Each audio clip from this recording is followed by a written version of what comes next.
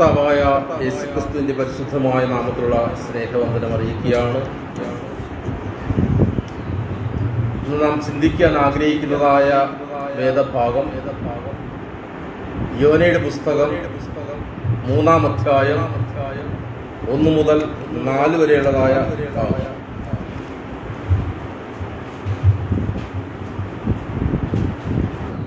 യഹോവയുടെ അരുളപ്പാട് 2-ാം പ്രാവശ്യം യോനയ്ക്കുണ്ടായതെന്തെന്നാൽ, നീ പുറപ്പെട്ട് മഹാനഗരമായ നിനവയിലേക്ക് ചെന്ന് ഞാൻ നിന്നോട് അരുളിച്ചെയ്യുന്ന പ്രസംഗം അതിനോട് ശ്രമിക്കാം. അങ്ങനെ യോന പുറപ്പെട്ട് യഹോവയുടെ കൽപ്പനപ്രകാരം നിനവയിലേക്ക് ചെന്നു. എന്നാൽ നിനവെ 3 ദിവസത്തെ വഴിയുള്ള അതിമഹത്തായ ഒരു നഗരമായിരുന്നു. യോന നഗരത്തിൽ കടന്ന് ആദ്യം 1 ദിവസത്തെ വഴി ചെന്നു. ഇനി 40 ദിവസം കഴിഞ്ഞാൽ നിനവെ ഉന്മൂലമാകും എന്ന് ഘോഷിച്ചു പറഞ്ഞു. ചുരുങ്ങിയ സമയത്തിനുള്ളിൽ 3-ാം അധ്യായമാണ് നാം പ്രധാനമായിട്ടും കൈകാര്യം ചെയ്യുന്നത് എങ്കിലും 4 അധ്യായത്തിൽ കൂടി നാം കടന്നു പോകും.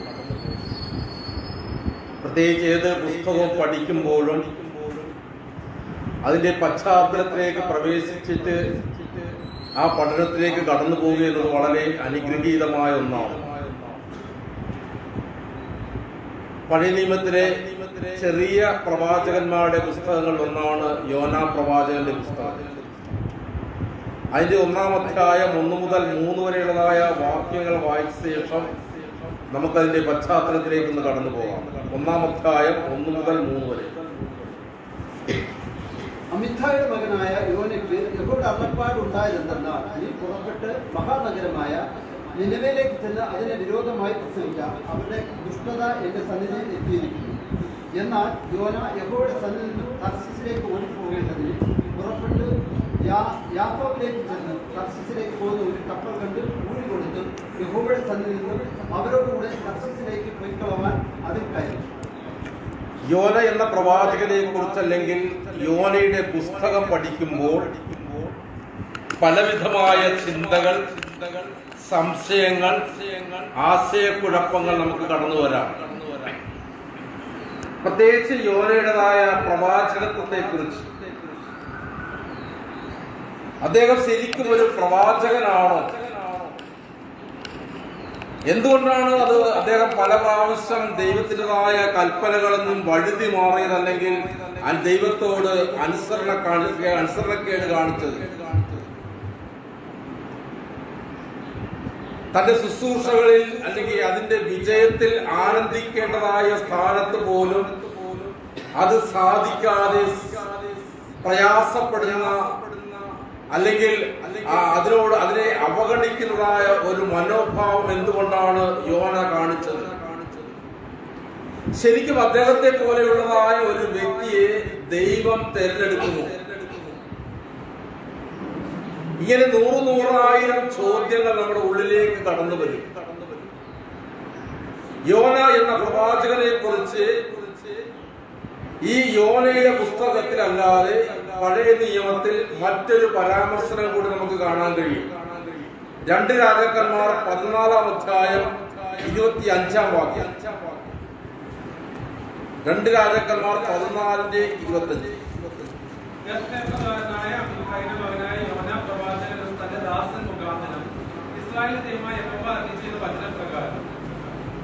അവൻ ഹമാത്തിന്റെ അതിർത്തി മുതൽ അരാബയിലെ കടൽ വരെ ഇസ്രായേൽ ദേശത്തെ സ്വാധീനമാക്കി.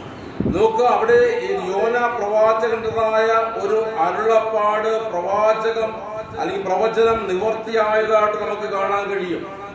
അപ്പോൾ യോന നിനവയിലെ ശുശ്രൂഷയ്ക്ക് മുമ്പ് തന്നെ ദൈവത്താൽ ഉപയോഗിക്കപ്പെട്ടുകൊണ്ടിരുന്നതായ വ്യക്തിയാണ്. അപ്രകാരം ദൈവത്താൽ ഉപയോഗിക്കപ്പെട്ടുകൊണ്ടിരുന്നതായ ഒരു വ്യക്തിയായിട്ടാണ് യോനയെ കുറിച്ച് നമുക്ക് കാണാൻ കഴിയുന്നത്. നിനവയിലെ ദൗത്യം എന്ന് പറയുന്നത് യോനയുടെ ആദ്യ ദൗത്യമായിരുന്നില്ല.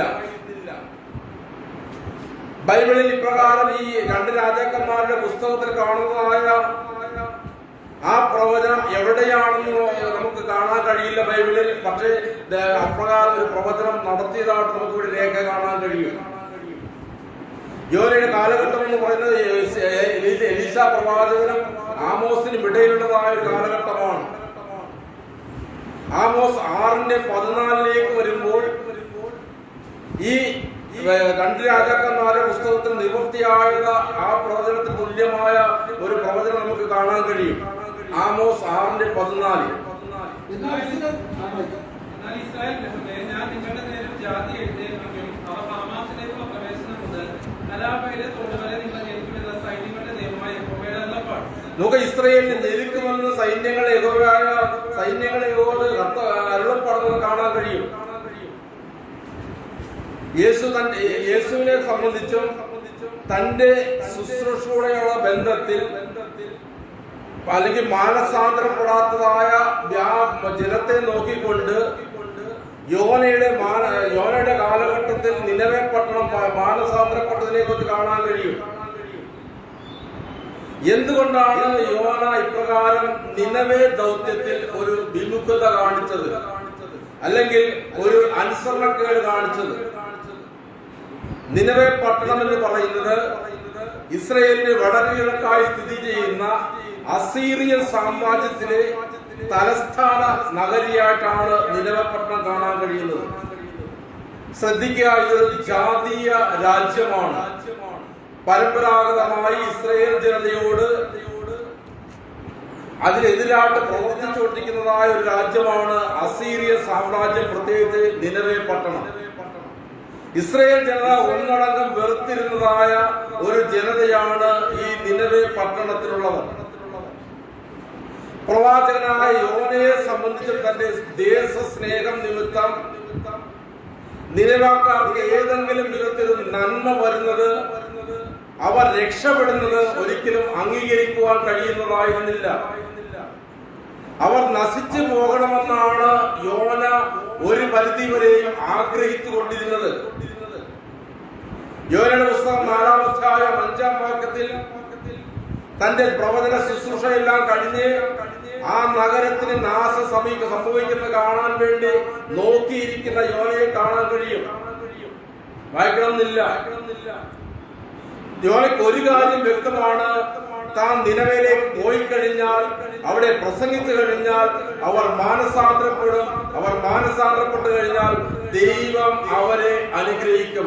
ഇത് യോന ആഗ്രഹിക്കുന്നില്ല ഒരു ഇസ്രായേലിന്റെ നിലയിൽ, ഒരു യഹൂദൻ എന്ന നിലയിൽ. മറ്റൊരു പ്രധാനപ്പെട്ട കാര്യം എന്ന് പറയുന്നത്, ദൈവത്തെ പോലെ യോനയ്ക്ക് മറ്റു കാര്യങ്ങളെ നോക്കിക്കാണുവാൻ കഴിഞ്ഞില്ല.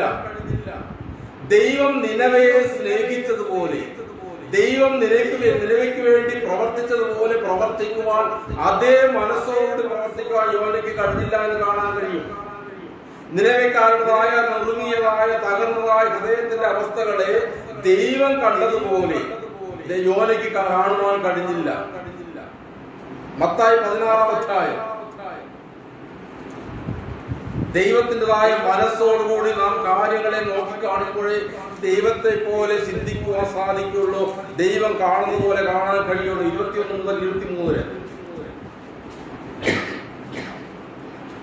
അതുമുതൽ യേശു താൻ യെരൂശലേമിൽ ചെന്നിട്ട് മൂപ്പന്മാർ, മഹാപുരോഹിതന്മാർ, ശാസ്ത്രിമാർ എന്നിവരാൽ പലതും സഹിച്ച് കൊല്ലപ്പെടുകയും 3-ാം നാൾ ഉയർത്തെഴുന്നേൽക്കുകയും വേണ്ടതെന്ന് ശിഷ്യന്മാരോട് പ്രസ്താവിച്ചു തുടങ്ങി.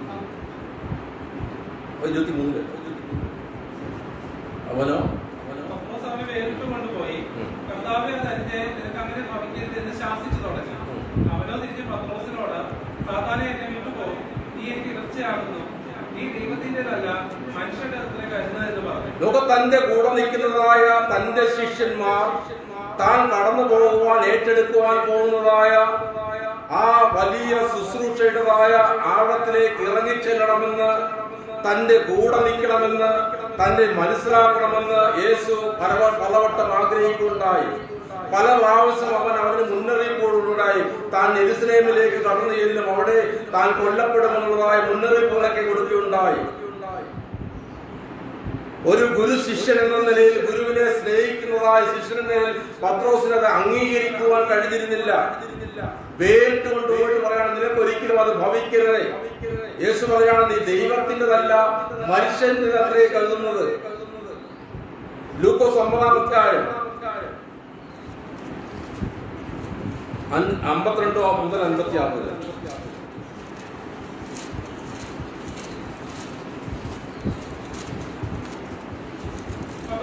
അവർ പോയ പോയി അവനായി വട്ടം കൂട്ടേണ്ടതിന് ശബരിക്കാട്ടെ ഒരു ഗ്രാമത്തിൽ ചെന്നു. എന്നാൽ അവൻ യെരൂശലേമിലേക്ക് പോകാൻ ഭാവിച്ചിരിക്കാൻ അവർ അവനെ കൈക്കൊണ്ടില്ല. അത് അവന്റെ ശിഷ്യന്മാരായ യാക്കോബും യോഹന്നാനും കണ്ടിട്ട്, കർത്താവേ, ഏലിയാവ് ചെയ്തതുപോലെ ആകാശത്ത് നിന്ന് തീ ഇറങ്ങി അവരെ നശിപ്പിക്കുവാൻ ഞങ്ങൾ പറയുന്നത് നിനക്ക് സമ്മതമോ എന്ന് ചോദിച്ചു. നോക്ക്, അവൻ യെരൂശലേമിലേക്ക് പോകുവാൻ ഭാവിച്ചിരിക്കാൻ അവനെ ശിഷ്യന്മാരെ കൈക്കൊള്ളാത്തതായ ഒരു ചെറിയ ദേശത്തെ കുറിച്ച് അവർ പറയാണ്, ഏലിയാവ് സ്വർഗത്തിൽ നിന്ന് തീ ഇറക്കിയതുപോലെ ഞങ്ങൾ അവനെ നശിപ്പിക്കുന്നത് നിനക്ക് സമ്മതമോ? യേശു പറയാണ്, നിങ്ങളെ ഏതാത്മാവിന് അധീനരെന്ന് ഞാൻ അറിയുന്നില്ല. മനുഷ്യപുത്രൻ മനുഷ്യന്റെ പ്രാണങ്ങളെ നശിപ്പിക്കുവാനല്ല, രക്ഷിക്കുവാനത്രേ വന്നത്. 2-3 വാക്യങ്ങൾ എഴുതിയിടാം. ലൂക്കോസ് 15:28 മുതൽ 32 വരെ അവിടെ നമുക്ക് കാണാൻ കഴിയും. ആ മുടിയനായ പുത്രന്റെ മടങ്ങി വരവിൽ സന്തോഷിക്കാൻ കഴിയാതെ പുറംതിരിഞ്ഞതായ ആ മുടിയനായ പുത്രന്റെ മടങ്ങി വരവിൽ അവനോടുകൂടി ചേർന്ന് സന്തോഷിക്കുന്ന പിതാവിന്റെ ആ ഒരു മനസ്സിലേക്ക് വരാതെ മാറി നിന്നതായ മൂത്ത പുത്രനെ കുറിച്ച് കാണാൻ കഴിയും. യോന 4:10 മുതൽ 11 വരെയുള്ളതായ വാക്കുകൾ നമുക്ക് കാണാൻ കഴിയും. ആ നിലവെ കുറിച്ച് ചിന്തിക്കാത്തതായ ഭാരമില്ലാത്ത യോനയെ കാണാൻ കഴിയും. മറ്റൊരു കാര്യങ്ങൾ ചിന്തിക്കുമ്പോൾ നമുക്ക് കാണാൻ കഴിയുന്നത്, പലരും വിചാരിക്കുന്നത് പോലെ യോനയുടെ പുസ്തകം എന്ന് പറയുന്നത് യോന മുഖാന്തരം നിനവെ പട്ടണത്തിന് മാനസാന്തരം ഉണ്ടാക്കിയതായ ഒരു ചരിത്രം മാത്രമല്ല. ദൈവം നിനവെ പട്ടണത്തിലൂടെ യോനയെ മാനസാന്തരത്തിലേക്ക് നയിച്ചതിന്റെ ഒരു ചരിത്രം കൂടിയാണ് വാസ്തവത്തിൽ യോനയുടെ പുസ്തകം എന്ന് പറയുന്നത്. യോനയെ ഒരു തികഞ്ഞ പ്രവാചകനാക്കി മാറ്റുക എന്നതാണ് നിനവെ സംഭവത്തിലൂടെ ദൈവം ഉദ്ദേശിച്ചത്. യോനയുടെ പുസ്തകത്തിൽ ആകെ 4 അധ്യായങ്ങൾ. ഈ 4 അധ്യായത്തിൽ 4 വിധത്തിലൂടെയാണ് ദൈവം യോനയോട് ഇടപെട്ടത്. 1-ാം അധ്യായത്തിൽ നമുക്കറിയാം, അവൻ കയറിയതായ കപ്പലിൽ പ്രശ്നങ്ങൾ ഉണ്ടായപ്പോൾ, പ്രയാസങ്ങൾ ഉണ്ടായപ്പോൾ, ദൈവത്തെ അറിയാത്ത ജാതീയനായ ആ ഒരു കൂട്ടം മനുഷ്യർ തങ്ങൾക്ക് കടന്നു വന്നിരിക്കുന്നതായ ആപത്ത് ദൈവികമായ കാരണത്താലാണെന്ന് തിരിച്ചറിഞ്ഞിട്ട് പ്രാർത്ഥിക്കുവാൻ, അല്ലെങ്കിൽ യോനയെ അടുത്തട്ടിൽ കടന്നുടങ്ങുന്നതായ യോനയെ പൊക്കിക്കൊണ്ടുവന്ന് അവനോട് ചോദിക്കുന്നതായ ഭാഗമുണ്ട്. ഒരാപത്ത് വരുമ്പോൾ, ഒരു പ്രശ്നം വരുമ്പോൾ എങ്ങനെ ദൈവത്തിൽ ആശ്രയിക്കണമെന്ന് ഈ ജാതീയരായ മനുഷ്യരിലൂടെ യോനയെ ദൈവം പഠിപ്പിക്കുകയുണ്ടായി. യോന 1:4 മുതൽ 6 വരെ.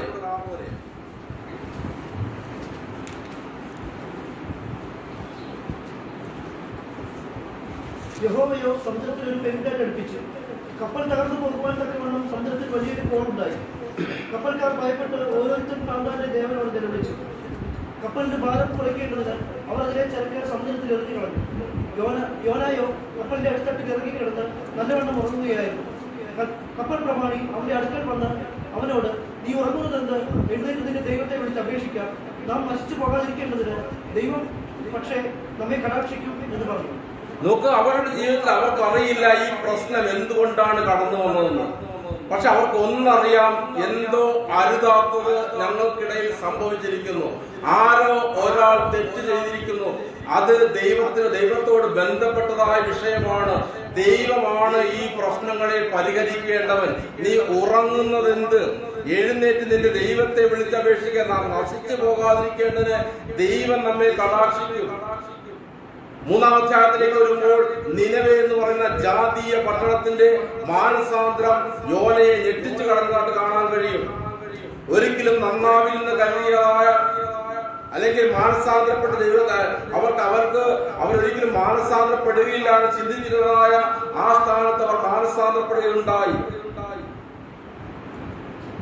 നോക്ക്, ദൈവത്തിന് അവരുടേതായ കരുതലിനെ കുറിച്ച് യോനയ്ക്ക് മനസ്സിലാക്കാൻ കഴിഞ്ഞില്ല.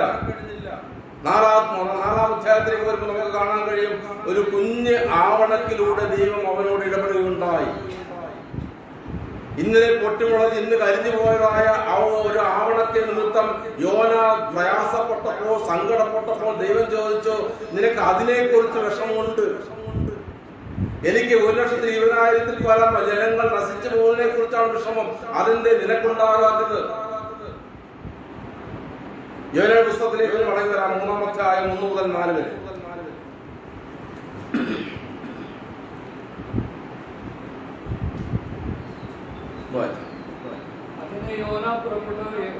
കൽപ്പനപ്രകാരം നിനവയിലേക്ക് ചെന്നു. എന്നാൽ നിനവെ 3 ദിവസത്തെ വഴിയുള്ള അതിമഹത്തായ നഗരമായിരുന്നു. യോന നഗരത്തിൽ കടന്ന് ആദ്യം 1 ദിവസത്തെ വഴി ചെന്നു. ഇനി 40 ദിവസം കഴിഞ്ഞാൽ നിനവെ ഉന്മൂലമാകും എന്ന് ഘോഷിച്ചു പറഞ്ഞു. യോനയുടേതായ ശുശ്രൂഷ, മറ്റ് ശുശ്രൂഷയെ കുറിച്ച് നമുക്ക് യാതൊരു അറിവും നമുക്ക് ലഭ്യമല്ല. പക്ഷേ ദൈവം അവനെ ഉപയോഗിച്ചിട്ടുണ്ട് നമുക്ക് കാണാൻ കഴിയും. നിലവിലുള്ളതായ ദൗത്യത്തിൽ യോനയ്ക്കുണ്ടായ വീഴ്ചകളിലൊക്കെ ദൈവം എഴുന്നേൽപ്പിച്ചുകൊണ്ട് അവനെ വീണ്ടും രണ്ടാമത് അവനെ ആ ദൗത്യം ഏൽപ്പിച്ചു കൊടുക്കുന്ന അവരുടെ കാണാൻ കഴിയും. ഇവിടെ യോനയെ സംബന്ധിച്ച് യോന മഹാനഗരമായ നിലവിലേക്ക് പുറപ്പെട്ട് അവിടെ 3 ദിവസത്തെ വഴി ദൂരമുള്ളതായ നിലവിലേക്ക് പുറപ്പെടുകയുണ്ടായി. നഗരത്തിൽ കടന്ന് 1 ദിവസത്തെ വഴി കടന്ന് ഇനി 40 ദിവസം കഴിഞ്ഞാൽ നിലവെ ഉന്മൂലനാശമാകുമെന്ന് ഘോഷിച്ചു പറഞ്ഞു. ദൈവം നൽകുന്നതായ സന്ദേശം എന്ത് തന്നെയാണെങ്കിലും അത് അറിയിക്കുക എന്നതാണ് ഓരോ പ്രവാചകന്റെയും ദൗത്യം എന്ന് പറയുന്നത്. അതിൻ്റെതായ അനന്തര ഫലങ്ങളെ കുറിച്ച്, അതിൻ്റെതായ മറ്റു കാര്യങ്ങളെ കുറിച്ച് ഒന്നും പ്രവാചകൻ പ്രയാസപ്പെടേണ്ടതായ ആവശ്യമില്ല. കേട്ടാലും കേട്ടില്ലേലും അറിയിക്കുക എന്നതാണ് ഓരോ പ്രവാചകന്റെയും ദൗത്യം. നിലവിലെ കുറിച്ച് യോനയുടെ മനോഭാവം എന്താണെന്നും അവരോട് അറിയിക്കേണ്ടത് അറിയിച്ചിരിക്കണം. യെഹെസ്കേൽ 2-ാം അധ്യായം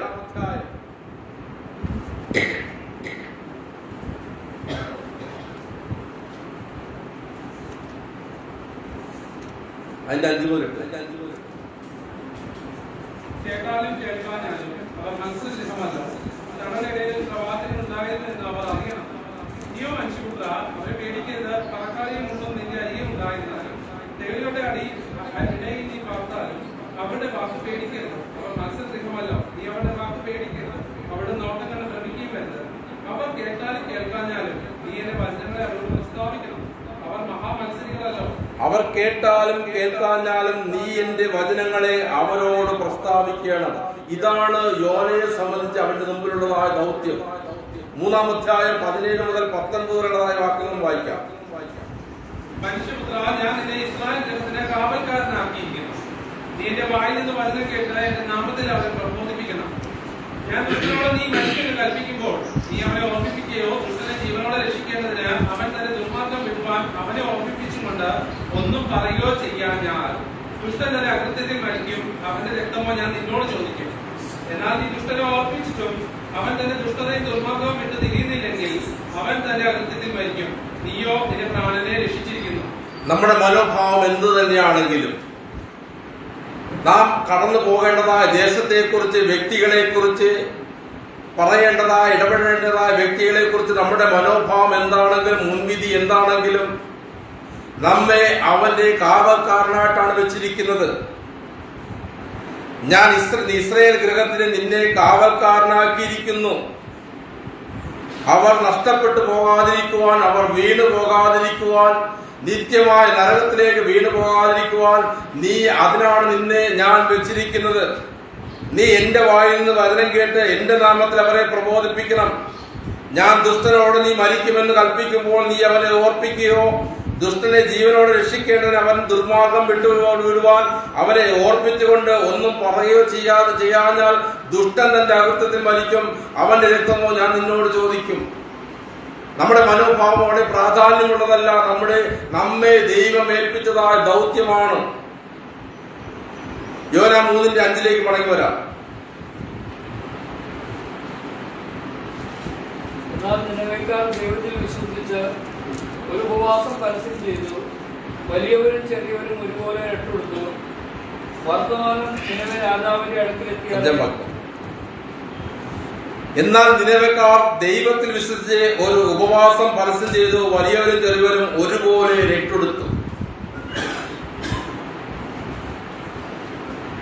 നാം മനസ്സിലാക്കിയതുപോലെ യോനയുടെ പുസ്തകം 3-ാം അധ്യായം വളരെ പ്രധാനപ്പെട്ടതായ വിഷയമാണ്. പ്രത്യേകിച്ച് മാനസാന്തരം എന്നുള്ളതായ, പ്രായോഗിക മാനസാന്തരം എന്നുള്ളതായ ആ വിഷയത്തോട് ബന്ധപ്പെട്ട് വളരെ പ്രധാനപ്പെട്ടതാണ്. എവിടെയെല്ലാം മാനസാന്തരത്തെ കുറിച്ച് പ്രസംഗിക്കുന്നുവോ പഠിപ്പിക്കുന്നുവോ അവിടെയെല്ലാം ഈ യോന 3 ഒഴിവാക്കുവാൻ പറ്റില്ല. ശരിയായ മാനസാന്തരം എന്താണെന്ന് അവിടെ പഠിപ്പിക്കുന്നുണ്ട്. യോന എന്താണ് പ്രസംഗിച്ചതെന്നതിന്റെ വിശദാംശങ്ങളൊന്നും അവിടെ ലഭ്യമല്ല. പക്ഷേ അത് എത്രമാത്രം ശക്തമായിരുന്നു എന്ന്, പ്രചോദിതമായിരുന്നു എന്ന് ആ പ്രസംഗം കേട്ട് പരിവർത്തനം ചെയ്ത അല്ലെങ്കിൽ അവരുണ്ടായതായ പ്രതികരണത്തിൽ നിന്ന് വ്യക്തമാണ്. ബൈബിളിൽ ചില പ്രസംഗങ്ങളെ സംബന്ധിച്ച് നമുക്ക് കാണാൻ കഴിയും. അത് സംക്ഷിപ്തമായിരിക്കാം, ചുരുങ്ങിയതായിരിക്കാം, പക്ഷേ അതുണ്ടാക്കുന്നതായ ആ പ്രതികരണങ്ങൾ വളരെ വളരെ വലുതായിരിക്കും. പുതിയ നിയമ പുസ്തകങ്ങളുടെ സുവിശേഷങ്ങളുടെ ആദ്യ ഭാഗം നമുക്ക് കാണാൻ കഴിയും. സ്നാപക യോഹന്നാൻ പ്രസംഗിക്കുകയാണ്, ദൈവരാജ്യം സമീപിച്ചിരിക്കാൻ മാനസാന്തരപ്പെടുവിൻ. വലിയ പ്രസംഗമല്ല, ചെറിയ പ്രസംഗമാണ്. പക്ഷേ ആയിരക്കണക്കിന് ജനങ്ങളാണ് അവന്റെ അവന്റെ പ്രസംഗം കേട്ടുകൊണ്ട് അവനാ സ്നാനപ്പെടുവാൻ ഓടിക്കൂടി വന്നത്. എല്ലാവരും അവന്റെ അടുക്കലേക്കാണ് കടന്നു വന്നത്. സ്നാപകന്റേതായ പ്രസംഗം വളരെ ചുരുങ്ങിയതാണ്, പക്ഷേ ശക്തിമത്തമായിരുന്നു. ഇവിടെ 5-ാം വാക്യത്തിൽ പറയാണ്, എന്നാൽ നിനവേക്കാർ ദൈവത്തിൽ വിശ്വസിച്ച് ഒരു ഉപവാസം പരസ്യം ചെയ്തു, വലിയവരും ചെറിയവരും ഒരുപോലെ രക്ഷെടുത്തു. പ്രസംഗിക്കാൻ ചെയ്യുന്ന അല്ലെങ്കിൽ പ്രവചിക്കുവാൻ ചെയ്യുന്നതായ യോനയെ പോലും ഞെട്ടിച്ചു കളഞ്ഞതായ ഒരു പ്രതികരണമാണ്. നിനവേ എന്ന രാജ്യത്തെ കുറിച്ച് ഇസ്രായേൽ ജനതകളായ ആ കാഴ്ചപ്പാടുകളോ ചിന്താഗതിയോ ആയിരുന്നില്ല വാസ്തവത്തിൽ അവർക്കുള്ളത്. തങ്ങളോട് നിരന്തരമായി എതിർത്തുകൊണ്ടിരിക്കുന്നതായ ഈ ദുഷ്ടത നിറഞ്ഞതായ ഈ രാജ്യത്തെ സംബന്ധിച്ച് അവർ വളരെ കഠിന ഹൃദയമുള്ളവരാണെന്ന് അവർ ചിന്തിക്കുകയുണ്ടായി. അവർ മാനസാന്തരപ്പെടുമെന്നോ ദുഷ്ടത അവസാനിപ്പിക്കുമെന്നോ ഒരിക്കൽ പോലും ഇസ്രായേൽ ജനത ചിന്തിച്ചിരുന്നില്ല.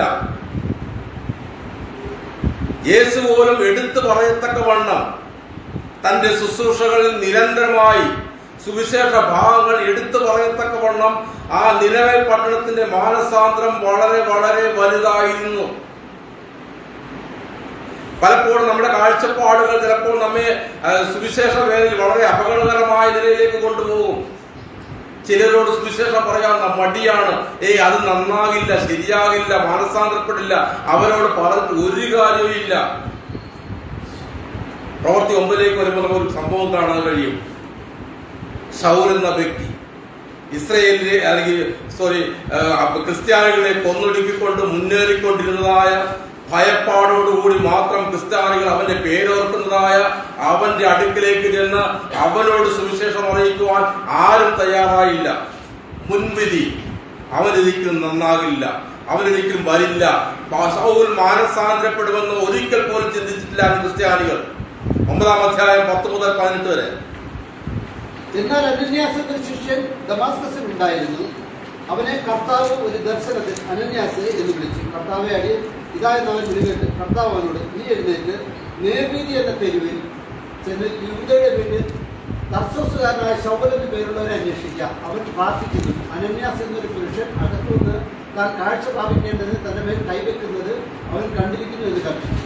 അതിന് അനന്യാസ്, കർത്താവെ, ആ മനുഷ്യൻ യെരൂശലേമിൽ നിന്റെ വിശുദ്ധന്മാർക്ക് എത്ര ദോഷം ചെയ്തു എന്ന് പലരും പറഞ്ഞ് ഞാൻ കേട്ടിരിക്കുന്നു. ഇവിടെയും നിന്റെ നാമത്തെ വിളിച്ചപേക്ഷിക്കുന്നവരൊക്കെയും പിടിച്ചു വെക്കുവാൻ അവന് മഹാപുരോഹിതന്മാരുടെ അധികാരപത്രം ഉണ്ടെന്നും. അനന്യാസിന് പോലും പ്രയാസമാണ് അവന്റെ അടുക്കിലേക്ക് പോകാൻ.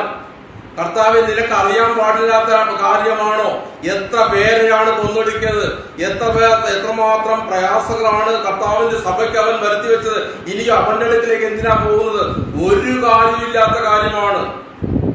ഏറ്റവും രസകരമായ കാര്യമെന്ന് പറഞ്ഞാൽ അവൻ മാനസാന്തരപ്പെട്ടിട്ട് പോലും അവനോടൊന്ന് അടുത്ത് ചെല്ലുവാൻ ആർക്കും കഴിഞ്ഞില്ല എന്നാണ്. പ്രവൃത്തി 9:26 മുതൽ 28 വരെ. അവൻ യെരൂശലേമിൽ എത്തിയാതെ ശിഷ്യന്മാരോട് ചേരുവാൻ ശ്രമിച്ചു. എന്നാൽ അവനൊരു ശിഷ്യൻ എന്ന് വിശ്വസിക്കാതെ എല്ലാവരും അവനെ പേടിച്ചു. ബർന്നബാസോ അവനെ കൂട്ടി അപ്പോസ്തലന്മാരുടെ അടുക്കൽ കൊണ്ടുചെന്ന് അവൻ വഴിയിൽ വെച്ച് കർത്താവിനെ കണ്ടതും കർത്താവ് അവനോട് സംസാരിച്ചതും ദമസ്കോസിൽ അവൻ യേശുവിന്റെ നാമത്തിൽ പ്രാഗൽഭ്യത്തോടെ പ്രസംഗിച്ചത് എല്ലാം അവരോട് വിവരിച്ചു പറഞ്ഞു. നോക്ക, എല്ലാവരും ഒരു ശിഷ്യൻ എന്ന് വിശ്വസിക്കാതെ എല്ലാവരും അവനെ പേടിച്ച് മാറി നിൽക്കുകയാണ്. മുൻവിധിയോടുകൂടി നാം പുറപ്പെട്ടു കഴിഞ്ഞാൽ ആരെയും നേടാൻ കഴിയില്ല എന്നാണ് കാണാൻ കഴിയുന്നത്. യോന 3-ാം അധ്യായം 6 മുതൽ 8 വരെയുള്ള വാക്യങ്ങൾ വായിക്കാം. വർത്തമാനം നിലവിൽ രാജാവിന്റെ അടുക്കലെത്തിയേറെ അവൻ സിംഹാസനത്തിൽ എഴുന്നേറ്റ് രാജവസ്ത്രം നീക്കിവെച്ചു. രട്ടുപുതച്ച് വെണ്ണീറിലിരുന്നു. അവൻ നിനവയിലെങ്ങും ഘോഷിപ്പിച്ചു പരസ്യമാക്കിയെന്നാൽ രാജാവിൻ്റെയും അവൻ്റെ മഹത്വങ്ങളുടെയും ആജ്ഞയാവിത്: മനുഷ്യനോ മൃഗമോ കന്നുകാലിയോ ആടോ ഒന്നും ഒരു വസ്തുവും ആസ്വദിക്കരുത്, മേയുകയും വെള്ളം കുടിക്കുകയും വരുത്. നിനവെ പട്ടണത്തിൻ്റെതായ മാനസാന്തരത്തിന്റെ ശ്രേഷ്ഠത നാം ഒന്ന് മനസ്സിലാക്കണം. ഒരു ജാതീയ രാജ്യമായ അല്ലെങ്കിൽ പട്ടണമായ നിനവെ പട്ടണം ദൈവത്തെക്കുറിച്ചുള്ളതായ അറിവുകൾ ലഭ്യമല്ല, ദൈവത്തിൻ്റെതായ പരിശീലനങ്ങൾ ലഭ്യമല്ല, ദൈവത്തിൻ്റെതായ വചനങ്ങൾ ലഭ്യമല്ല. ദുഷ്ടതയിൽ ജീവിച്ച് മാത്രം പരിചയമുള്ളതായ ഒരു ജനത. അവരെ സംബന്ധിച്ച് ദൈവത്തിന്റെ വഴികളിലൂടെ നടക്കുക എന്നത് പരിചിതമല്ലാത്ത കാര്യങ്ങളാണ്. ഇവിടെ ആ ജനത എല്ലാം മറന്നുകൊണ്ട് ആ യോനയുടെ പ്രസംഗം കേട്ടാതെ അവനെ അനുസരിക്കുവാൻ തയ്യാറായി. ഏറ്റവും പ്രധാനപ്പെട്ടതായ കാര്യം, ആ നിനവേടനായ രാജാവിനെ സംബന്ധിച്ച് രാജാവാണ് ഇതിന് മുൻകൈയെടുത്തത്. നമുക്കറിയാം, യോനയുടെ പ്രസംഗം ഒരു പരിധിവരെ രാജാവ് നേരിട്ട് കേൾക്കുവാൻ സാധ്യമല്ല. ആരെങ്കിലും പറഞ്ഞു കേട്ടുള്ളതായ അറിവ് മാത്രമേ ഈ രാജാവിനുള്ളൂ. പക്ഷേ ആ പറഞ്ഞു കേട്ടതായ ആ അറിവ് മാത്രം മതിയായിരുന്നു രാജാവിനെ സംബന്ധിച്ച് അവന്റെ ഹൃദയത്തെ ഒന്ന് തകർത്ത് കളയുവാൻ, മാനസാന്തരത്തിൻ്റെതായ അനുഭവത്തിലേക്ക് കൊണ്ടുവരുവാൻ അത് മതിയായിരുന്നു. ഈ ജാതികളായ നിലവിലെ സംബന്ധിച്ച് ദൈവത്തിൽ വിശ്വസിക്കുക, ആഴമേറിയതായ മാനസാന്തര അനുഭവത്തിലേക്ക് കടന്നു പോവുക, ഇതൊക്കെ അപരിചിതമായ ഒന്നാണ്. നിലവേ ജനതയ്ക്ക് തികച്ചും അപരിചിതമാണ്. ഉപവാസം എടുക്കുക, രട്ടെടുക്കുക, വെണ്ണീരിലിരിക്കുക, ദൈവത്തോട് ഉച്ചത്തിൽ നിലവിളിക്കുക, ഇതൊക്കെ അപരിചിതമായ കാര്യങ്ങളാണ്. പക്ഷേ അവരുടെ ഹൃദയത്തിലേക്ക് ദൈവത്തിന്റെ വചനം കടന്നു വന്നപ്പോൾ, ദൈവത്തിന്റെ വചനം, ദൈവത്തിന്റെ ഹിതം അവർക്ക് വെളിപ്പെട്ട് കഴിഞ്ഞപ്പോൾ, തങ്ങൾ എത്രമാത്രം ദുഷ്ടരാണ്, പാപികളാണ്, ഇത്രത്തോളം ജീവിച്ചത് ഇങ്ങനെയായിരുന്നല്ലോ എന്നൊക്കെ ബോധം വന്നപ്പോൾ അവർ മാനസാന്തരപ്പെടുവാൻ തയ്യാറായി. ആഴമേറിയതായ ഒരു അനുതാപത്തിലേക്ക് അവർ കടന്നുപോകുകയുണ്ടായി. 1 രാജാക്കന്മാർ 21-ാം അധ്യായം 27 മുതൽ 29 വരെ.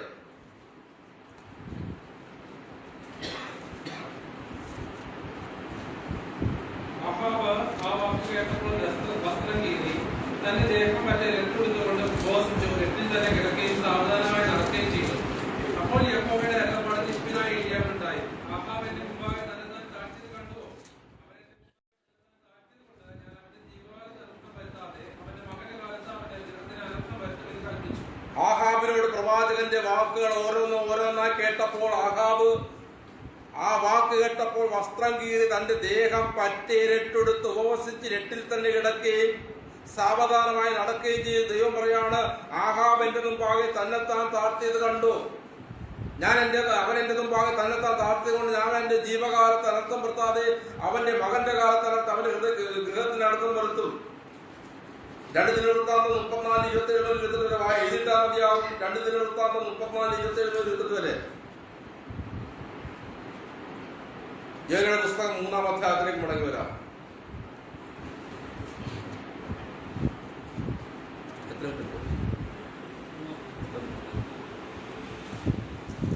മൂന്നാം അധ്യായം 8-ാം വാക്യം. മനുഷ്യനും മൃഗവും രട്ടുപുതച്ച ഉച്ചത്തിൽ ദൈവത്തോട് വിളിച്ചപേക്ഷിക്കണം. ഓരോരുത്തരും താന്താന്റെ ദുർമാർഗവും താന്താന്റെ കൈക്കുള്ള സാഹസം വിട്ട് മനം തിരിയുകയും വേണം.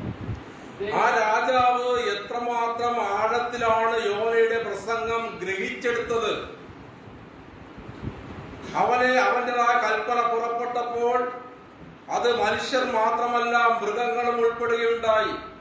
നമുക്കറിയില്ല എങ്ങനെയാണ് മൃഗങ്ങൾ ഒരുപക്ഷെ വെള്ളം കുടിക്കാതിരിക്കാം, ഭക്ഷണം കഴിക്കാതിരിക്കാം, പക്ഷെ അവരെങ്ങനെയാണ് അവിടെ പറയാണ് രട്ടെടുക്കാൻ സാധിക്കുന്നത്, ദൈവത്തോട് വിളിച്ചപേക്ഷിക്കുന്നത്.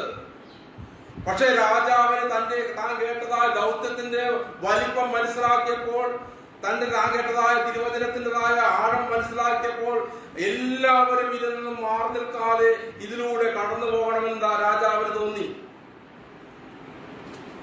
അവിടെ 8-ാം വാക്യത്തിന്റെ അവസാന കാണിയാണ് ഓരോരുത്തൻ താന്താന്റെ ദുർമാർഗം ഉപേക്ഷിച്ച് താന്താന്റെ കൈക്കുള്ള സാഹസവും വിട്ട് മനം തിരികെയും വേണം.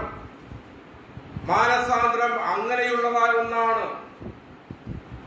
പുറമേ കുറെ കരഞ്ഞത് കൊണ്ട് മാത്രമല്ല, രട്ടെടുത്തുകൊണ്ടായില്ല, വെണ്ണീരെടുത്തുകൊണ്ട് അവിടെ ഒരു ജീവിതത്തിൻ്റെതായ ഒരു പരിവർത്തനം, ജീവിതത്തിൻ്റെതായ ഒരു ഉപേക്ഷണം ഉണ്ടാകണം. അവിടെയാണ് മാനസാന്തരം എന്ന് പറയുന്നത്. മറ്റുള്ളവർ കാണുക അല്ലെങ്കിൽ മറ്റുള്ളവരെ കണ്ടു പറയുന്നത് പോലെ ദൈവം കാണുമ്പോൾ മാനസാന്തരം എന്ന് പറയുന്നത് അങ്ങനെയാണ്. യെശയ്യാവ് 55-ാം അധ്യായം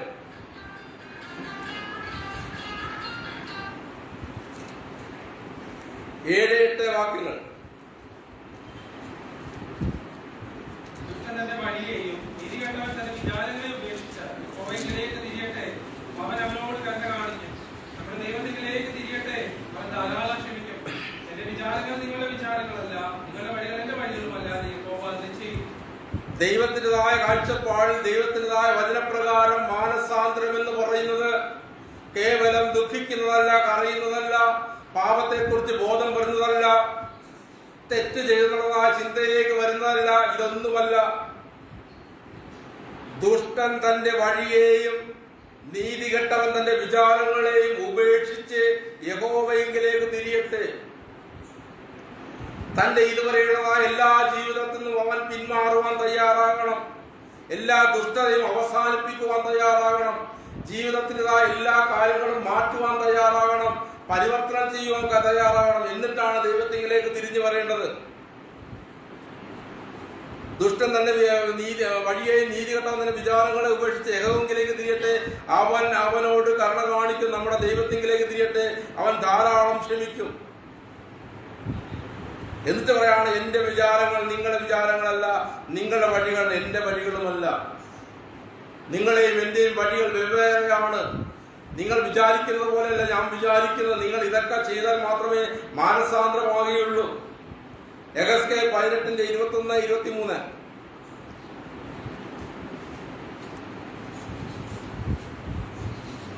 എന്നാൽ ദുഷ്ടൻ താൻ ചെയ്ത സകല പാപങ്ങളെയും വിട്ടുതിരിഞ്ഞ് എന്റെ ചട്ടങ്ങളൊക്കെയും പ്രമാണിച്ച് നീതിയും ന്യായവും പ്രവർത്തിക്കുന്നുവെങ്കിൽ അവൻ മരിക്കാതെ ജീവിച്ചിരിക്കും.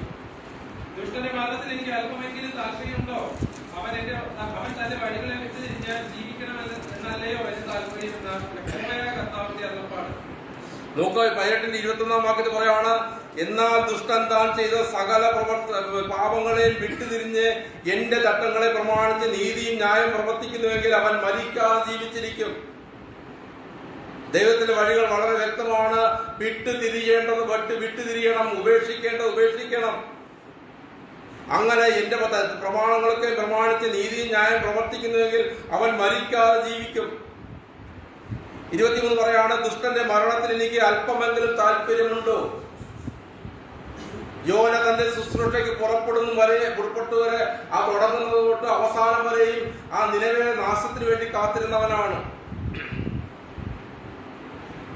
കേവലം 500 കിലോമീറ്റർ മാത്രമുള്ളതായ ആ നിലവേ പട്ടണത്തിലേക്ക് പോകേണ്ടതിന് പകരം 2000-ന് മേലെ കിലോമീറ്റർ ഉള്ളതായ ആ തർശീസിലേക്ക് ഓടിപ്പോകുവാനുള്ളതായ, അല്ലെങ്കിൽ നിലവയിൽ നിന്നും എത്രത്തോളം അകന്നു പോകാമോ അത്രത്തോളം അകന്നു പോകണം. ഇതാണ് യോനയുടെ ആഗ്രഹം. ദൈവത്തിന്റെ ആഗ്രഹം അങ്ങനെയല്ല. ദുഷ്ടന്റെ മരണത്തിന് എനിക്ക് അല്പമെങ്കിലും താല്പര്യമുണ്ടോ?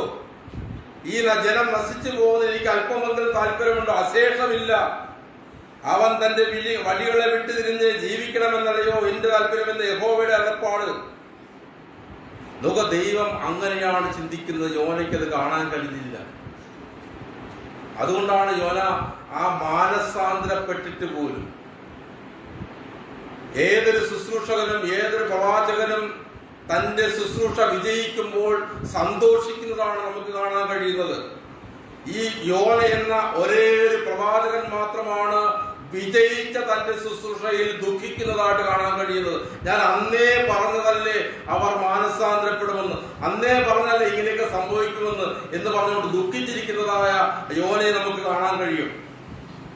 എഫേസ്യ ലേഖനം 4-ാം അധ്യായം 22 മുതൽ 24 വരെ ഒരു 3-4 വാക്കുകൾ വായിച്ച് അവസാനിപ്പിക്കുകയാണ്.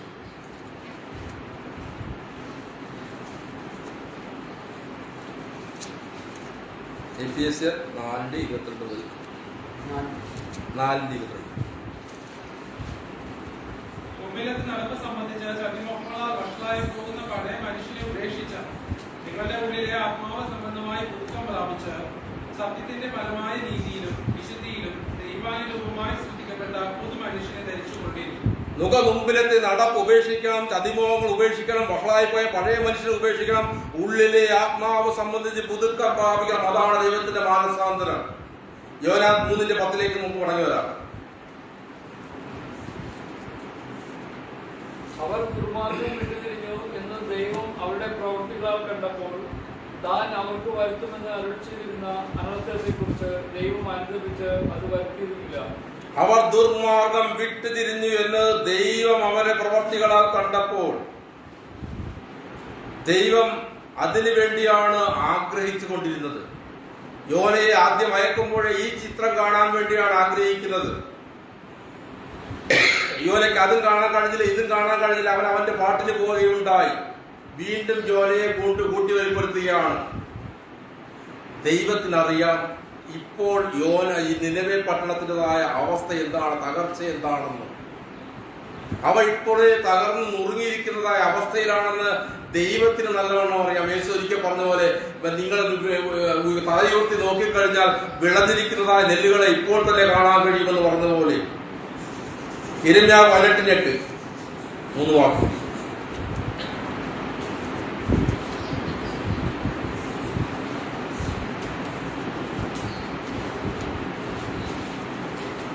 ഞാൻ അങ്ങനെ അരുളി ചെയ്തു, ജാതി തന്റെ ദുഷ്ടതയോട് തിരിയുന്നുവെങ്കിൽ അതിനോട് ചെയ്യുവാൻ നിരൂപിച്ച ദോഷത്തെക്കുറിച്ച് ഞാൻ അനുഭവിക്കും.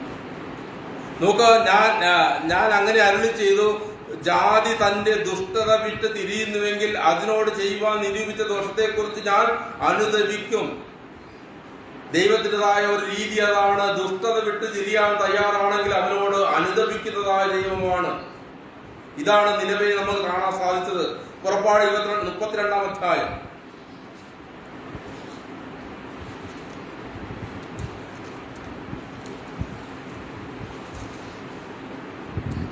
അതിന്റെ 13-14. നിന്റെ ദാസന്മാരായ അബ്രഹാമിനെയും ഇസ്ഹാക്കിനെയും ഇസ്രായേലിനെയും ഓർക്കണമേ. ഞാൻ നിങ്ങളുടെ സന്തതിയെ ആകാശത്തിലെ നക്ഷത്രങ്ങളെ പോലെ വർദ്ധിപ്പിക്കുകയും ഞാൻ അരുളി ചെയ്ത ദേശമൊക്കെയും നിങ്ങളുടെ സന്തതിക്ക് കൊടുക്കുകയും അവർ അതിനെ എന്നേക്കും അവകാശമാക്കി പ്രാപിക്കുകയും ചെയ്യുമെന്ന് നീ നിന്നെ കൊണ്ട് തന്നെ അവരോട് സത്യം ചെയ്തല്ലോ. അപ്പോൾ യഹോവ തന്റെ ജനത്തിന് വരുത്തുമെന്ന് കൽപ്പിച്ച അനർത്ഥത്തെ കുറിച്ച് അനുദപിച്ചു. നോക്ക, ഇസ്രായേൽ ജനം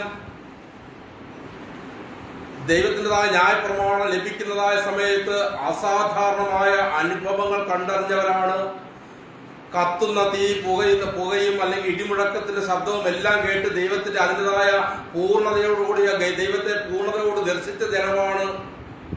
40 ദിവസം ആ മോശ പർവ്വതത്തിലേക്ക് പോയി തിരിച്ചിറങ്ങി വന്നപ്പോൾ ആ ജനം ആ കാഴ്ചയെല്ലാം മറന്ന് തങ്ങൾക്ക് ദേവനെ ഉണ്ടാക്കി പൂജിക്കുവാനെങ്കിൽ ആരാധിക്കുവാൻ തുടങ്ങി. അവരെ നശിപ്പിക്കുവാൻ വേണ്ടി ദൈവം ഒരുങ്ങുമ്പോൾ മോശ ഇടയിൽ നിന്ന് പ്രാർത്ഥിക്കുന്നതായ പ്രാർത്ഥനയാണ് നമ്മൾ കേട്ടത്. എന്നിട്ട് പറയാണ്, ഞാൻ ആ ജനത്തിനെ വരുത്തുമെന്ന് കൽപ്പിച്ചതായ അനർത്ഥത്തെ കുറിച്ച് ഞാൻ അനുദപിക്കുകയാണ്, ഞാൻ വേണ്ട എന്ന് വെക്കുകയാണ്. ഒരു വാക്കിലൂടെ വായിച്ച് അവസാനിപ്പിക്കാം. യോവേൽ പുസ്തകം 2-ാം അധ്യായം.